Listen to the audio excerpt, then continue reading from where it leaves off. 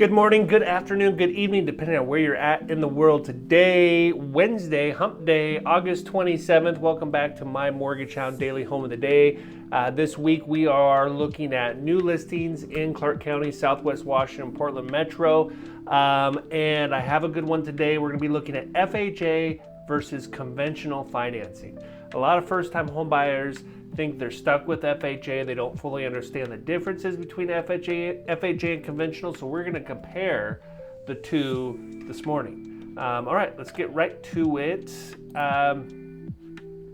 Interest rates today, according to Mortgage News Daily, the national average on a 30-year fixed is 6.51. So this is a Fannie or Freddie backed loan that meets their guidelines, okay? 6.51. We are approaching the lowest rates since last October. FHA government loans today, 6.08 is the national average according to Mortgage News Daily. I didn't necessarily look for the least expensive home I could find this morning like we did yesterday. I just found a really nice one for $599. We are going to 421 North Helens View Drive in Ridgefield, Washington.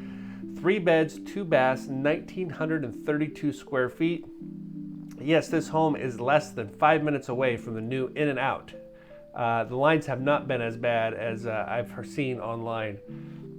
We waited for about a half an hour the other day to order and get our food, so it wasn't bad. So going to Ridgefield, built in 2011. This home is 3 beds, 2 baths, 1,932 square feet. Has a $69 a month HOA. This home is listed by Christy. Let's see what Christy has to say. Beautifully updated single-level home with 3 bedrooms and 2 bathrooms featuring slab granite counters, custom tile work, and a spa-inspired bath. This home blends luxury with comfort, fresh paint and flooring throughout, new tankless water heater plus a 3-zone HVAC system. Add modern convenience, enjoy year-round entertaining on the covered back patio with a neighborhood park just across the street. HOA also takes care of front yard landscaping for $69 a month. That's pretty cheap. Let's dive into some pictures.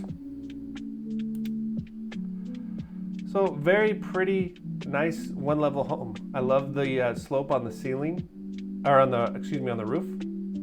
I think that looks very nice. Like the siding.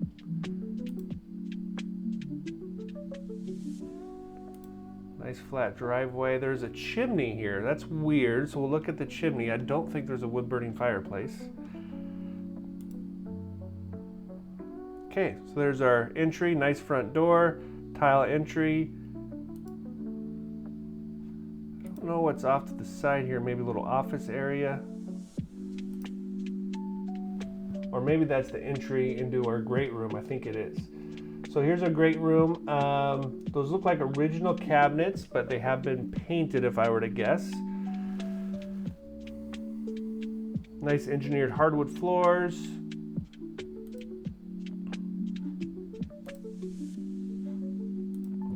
Okay, so we have built-ins around a gas fireplace. Nice millwork. I love the outlet in the floor. I wish my house had that. Perfect for a lamp.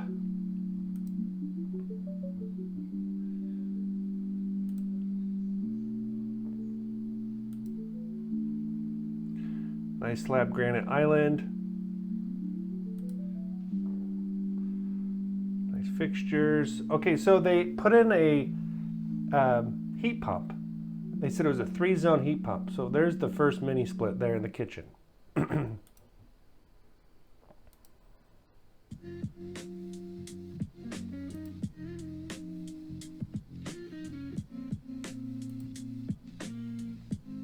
Nice tile backsplash to the cabinets. Gas range.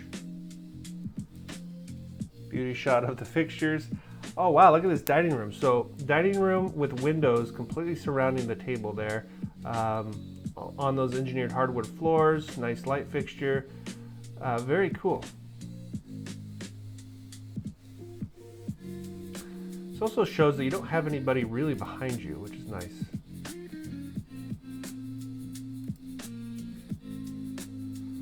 Okay, primary bedroom. Nice chandelier.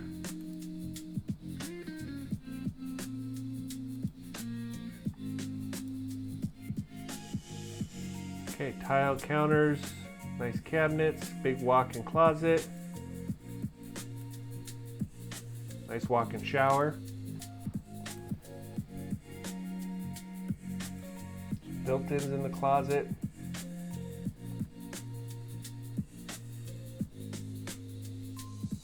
This is funny. This is bedroom number 2. Lots of windows. It's obviously virtually staged, but the TV is above the bed. It's kind of interesting. There we go. Walk-in closet in the guest bath, or guest bedroom as well.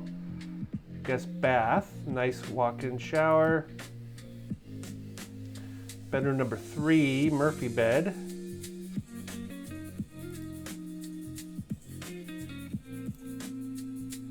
Utility room. Now we're dealing with 1,900 square feet. We have 2 walk-in closets and a utility room, so pretty nice to have with that square footage. Nice backyard. There's the park. Drone shots of Ridgefield. Really nice lot. These lots are hard to find in Ridgefield right now, where you're not 5 feet from your neighbors on all 3 sides of your home. Nice back patio. Love the pavers. Partially covered.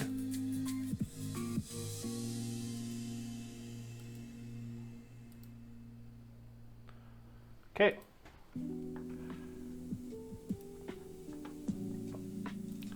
So now let's take a look at FHA versus VA. Okay. Like I said in the beginning, a lot of home buyers, especially first-time home buyers, kind of feel like they're stuck with FHA, but there is options.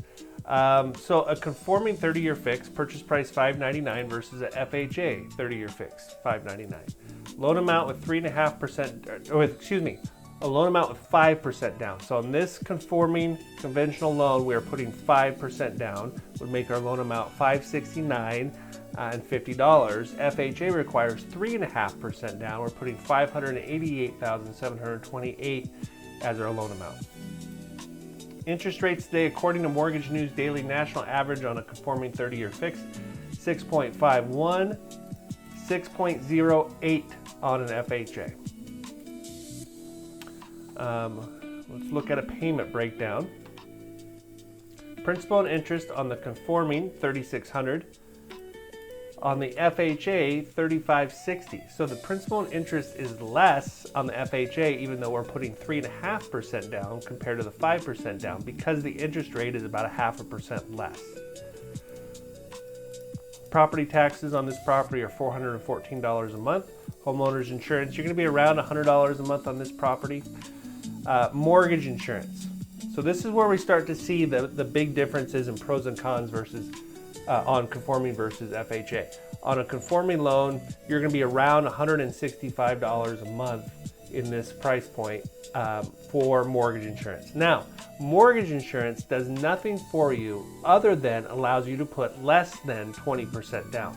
On a home that has mortgage insurance, if someone were to foreclose on that house, the mortgage insurance company is going to reimburse the investor or the lender a percentage of the balance.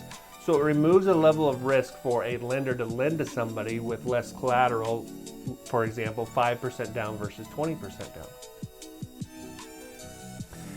FHA has 2 forms of mortgage insurance, and this is the first. The monthly mortgage insurance is $263 a month. So quite a bit more, about $100 more a month for the mortgage insurance on this FHA loan. So if we add these 4 numbers together in each scenario, we get a payment of $42.80 on the conventional loan or $43.37 on the FHA. So the FHA ends up being a little bit more expensive.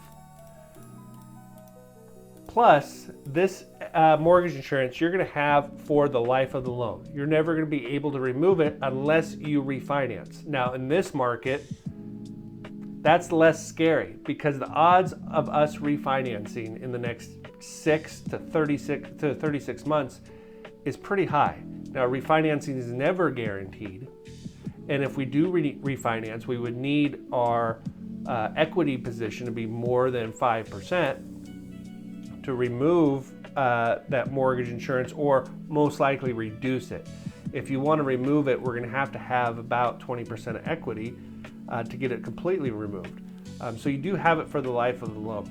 Now, if we go conforming, you can apply to have this mortgage insurance removed after a certain set of time and after you've reached a certain equity position. Commonly, that's 78 or 80% loan to value ratio. But again, probably going to be refinancing. So this is where we start to look at what does the next 3 years look like and how do we want to approach our financing strategy. Closing costs, 5% down versus 3.5%. The reason this doesn't say 96.5, I'm going to go right to it. Like I said, FHA has 2 forms of mortgage insurance. This is the second form. It's an upfront funding fee is what they call it. And this funding fee gets added to your loan amount.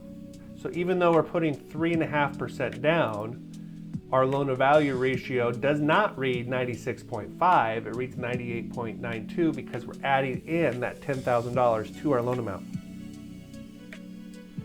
Closing costs on both scenarios are going to be the same, $36.91. Prepaid taxes, insurance, and interest are going to be the same, somewhere around $6,000. And we're going to negotiate the same. So in both scenarios, we're going to ask the seller to give us $96.91 towards our closing costs. So they're going to contribute and pay our closing costs and prepaid items for us. So when we get down to brass tacks, we're bringing in just our down payment of $29,950 with 5% down on the conforming, or $20,965 on the FHA. Okay. So if we do a quick comparison, we can spend $10,000 more out of pocket to go with a conforming loan, and we can save $57 a month. Or we can go FHA for $57 more a month and keep $10,000 in our pocket. So it gives you some options. There's not a clear answer one way or the other, FHA or conforming. It's what scenario is going to fit your situation the best. So there you go. I hope that helps you out. That's FHA versus conventional. We'll have another home tomorrow. Like, subscribe, turn on your notifications. We'll see you guys tomorrow. Have a great day, everybody.